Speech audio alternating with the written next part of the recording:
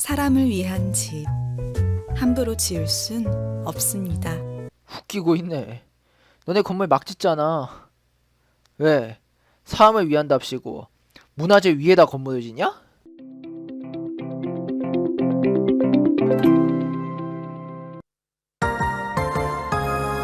시청자 여러분, 선아. 네, 요즘 검단 신도시가 굉장히 시끄럽죠.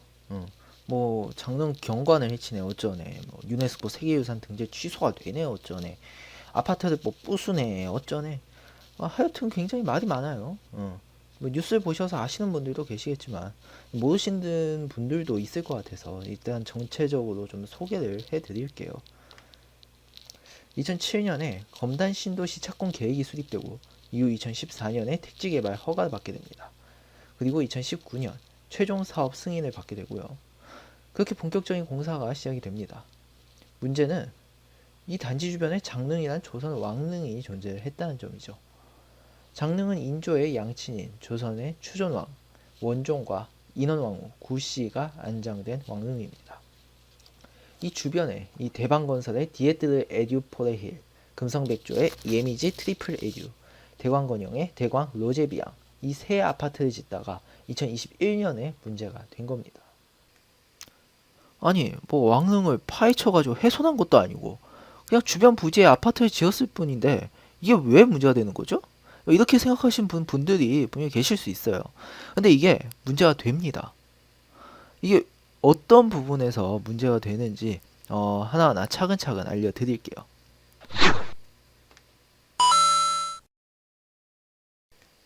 예, 문화재보호법 제35조 국가지정문화재. 예, 여기서는 무형문화재는 제외를 합니다.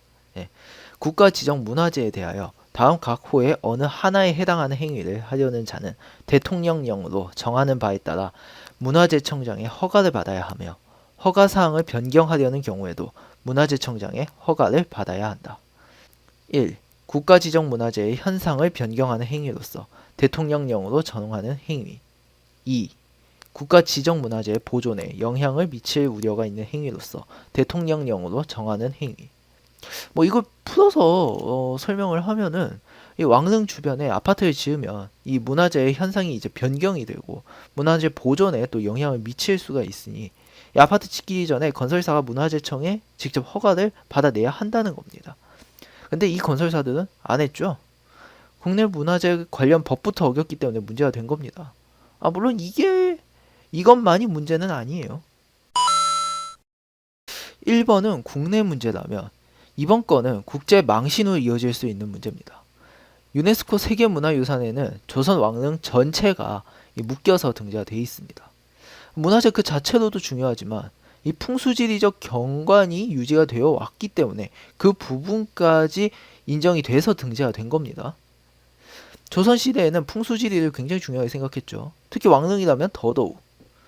지금 문제가 되고 있는 이 장릉만 놓고 보자면 이 인조가 아버지 원종의 묘를 김포에 배치를 했고 효종이 인조의 묘를 파주에 조성을 하면서 이 계양산이 두 묘를 내려다보는 형태를 취하고 있습니다.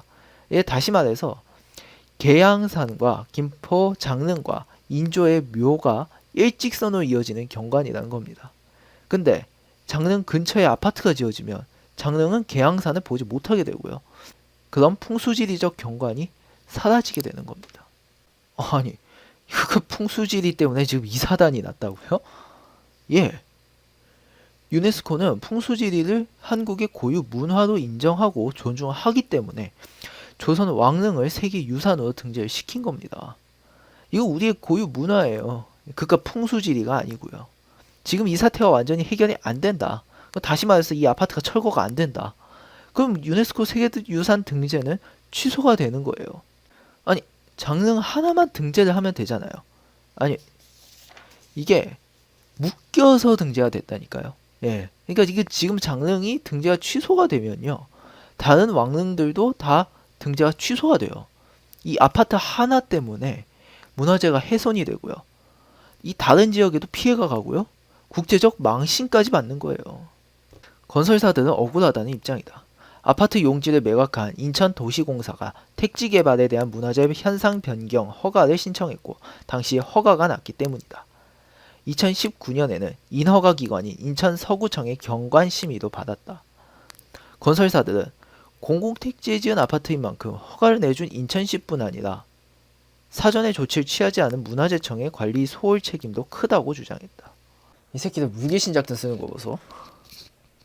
해당 건설 관계자는 사업 계획 승인 당시 경관 심의까지 거쳤는데 갑자기 이런 처분을 받아 정말 답답한 심정이라면서 문화재청 심의 기준을 최대한 준수하려고 재심사 준비를 하고 있지만 되돌릴 수 없는 부분이 많아 수분양자들에게 피해가 돌아가지 않도록 원만하게 심사해 주기만을 바라고 있다. 이야, 이젠 입주민들을 인질로 쓰시겠다. 이번 콘텐츠 제목이 뭐죠? 뜨거운 사이다죠. 예. 제가 앞에서는 상황을 좀 자세히 좀 설명을 드린다고 굉장히 많이 절제를 했어요. 지금부터는 만화 맛이 뭔지 정확하게 보여드리도록 하겠습니다. 예, 대방건설, 금성백조, 대광건요. 어디서 약을 팔어? 사전 조치를 취하지 않은 문화재청이 문제다? 너네 법 잘 알잖아. 특히 건설회사라면 건설 관련 법에는 상당히 빠삭할 텐데. 근데 너네는 문화재보호법 제35조 그거 바뀐 것도 몰랐다고? 건설회사가 건물들 짓느라 정신없어서 법을 잘 몰랐을 수도 있지. 예. 그래서 그 법도 모르고 아파트 막 짓다가 문화재청한테 걸려서 억울할 수도 있지.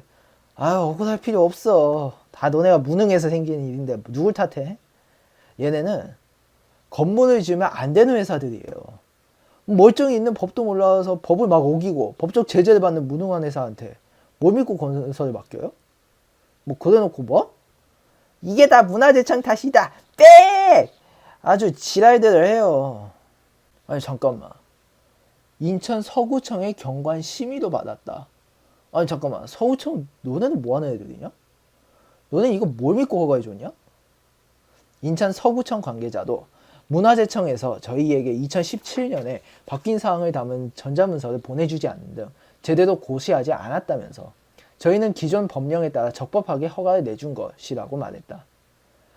건설회사들은 법을 몰라서 뭐 그랬다는 변명이 뭐 어쨌든 가능하죠. 뭐 어쨌든 근데 시방 기초단체라는 것들이 대한민국 법을 몰랐다고 하면 너네는 저것들보다 욕을 더 처먹어야 돼요. 문화재청 심의 기준을 최대한 준수하려고 재심사 준비를 하고 있지만 되돌릴 수 없는 부분이 많아 수분양자들에게 피해가 돌아가지 않도록 원만하게 심사해 주기만을 바라고 있다. 이걸요, 제가 인터넷에 돌아다니는 해석법으로 그대로 제가 해석을 해볼게요. 문화재청 심의 기준을 최대한 준수하려고 재심사 준비를 하고 있지만 우리가 불법 건축한 게 들켜서 문화재청한테 약점 잡혔지만 되돌릴 수 없는 부분이 많아. 이미 지은 거 니네가 어쩔 건데? 수분양자에게 피해가 돌아가지 않도록 우리가 수분양자들 인질로 잡고 있다. 원만한 심사해 주기만을 바라고 있다. 그러니까 문화재청 너네 잘 선택해. 이건 저 양아치 새끼들 아니야. 지들이 법 어겨서 피해 입는 걸 왜 국가에 따져? 다 너네가 잘못한 거니까 너네 돈으로 수분양자들한테 다 배상하세요. 건설사가 큰 피해를 입는다고? 그거 내 할 바야? 그게 누가 무능하래? 만약 저 아파트들을 철거하지 않잖아요. 그럼 이게 선례가 되는 거예요. 다른 문화재들도 저렇게 안 될 거란 보장이 없어요. 다른 건설사들도 허가를 받지 않고 문화재 근처, 뭐 아니면 문화재가 있는 땅에 막 건물을 올리고, 건설사들은 또 입주민들을 인질로 삼고 국가를 상대로 협박을 할 거예요. 건설사들은 벌금 몇 푼으로 퉁칠 거고요. 우리나라 문화재는 그렇게 훼손되어 가겠죠? 문화재청은 인천 서구청과 건설사 3곳을 경찰에 고발했어요. 뭐 앞으로 이런 선례를 남기지 않겠다라는 깊은 뜻이 있겠죠. 근데 여기서 반전이 일어납니다. 사안이 점점 더 커지면서 급기야 지난 5일 열린 국회 문화체육관광위원회 국정감사에서도 다뤄졌다. 배현진 국민의힘 의원은 문화재청은 올해 5월 인근 현지 조사를 하고 불법 건설 사실 인지를 하고도 7월에 유네스코 점검 보고에 문화재 불법 건설 행위가 없다고 기재했다며 문화재청의 직무유기가 이 사태의 발단임이 명백함에도 건설사와 애꿎은 입주 예정자들에게 책임을 전가하고 있다고 말했다. 그러니까 문화재청은 왕릉이 훼손될 걸 이미 5월에 알고 있었음에도 이를 함부를 했고 유네스코까지 속였다 이 소리네? 아니 법을 어긴 건설사들을 즉각 고소 안 하고 뒷북 치는 이유가 지금 대체 뭐야? 아니 뭐 이 기간은 뭐 고소 준비 중이었다고 치자 그래. 유네스코는 왜 속여? 직무유기가 욕먹는 건 또 싫었나 보지? 이 내부에서 뭐 조용히 뭐 해결하려고 뭐 했던 것 같은데 이게 덮는다고 해결이 되겠냐? 내가 이걸 욕을 해야 될지 뭐 뒤늦게라도 수습한다고 내가 칭찬을 해야 될지 진짜 모르겠다. 근데 너네 이거 하나만 명심해라. 문화재청의 목적이 뭐냐? 그것만 생각해. 끝. 예. 다시 올라온 이 영상 보시면서 느끼신 분들 꽤 있으실 거예요.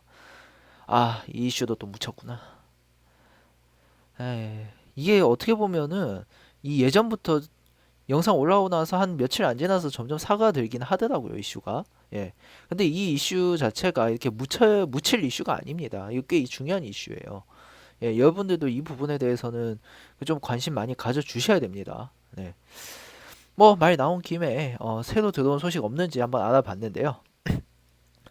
문화재청 측에서 이 경관을 다시 복구를 시키려면은 이거 어떻게 해야 되는가 조사를 해봤더니 일단 두 가지 결과가 나왔대요. 첫 번째, 아파트 최대 21개층을 철거를 하거나 두 번째, 58m짜리 나무를 심어야 된다거나. 예, 사실 뭐 말이 안 되죠. 이 58m짜리 나무 이거 어디서 구하겠어요. 양평 용문사에 1100살로 추정되는 이 은행나무가 41m인데 58m짜리 나무를 구하려면은 1100살보다 더 산 나무 그러니까 저보다 더 오래 산 나무를 지금 어디서 구해 와야 된다는 얘기인데 이건 뭐 그냥 차라리 어디 이 세계에 가가지고 그냥 나무 하나 뽑아 오는 게 더 빠를 거예요. 그죠? 사실상 불가능하다는 소리입니다. 그래서 문화재청에서는 결국 이 최대 21개층을 철거를 하는 추진을 지금 하고 있는 상황인데 어, 사실상 문화재청에서 꼽줬다고 봐야 되는 거죠. 58m짜리 나무 구할 수 없으니까 너네가 21개층을 빨리 철거를 해라 라는 이 이야기입니다. 뭐 근데 아까도 말씀을 드렸듯이 문화재청도 솔직히 당당하면 안 되는데 그죠?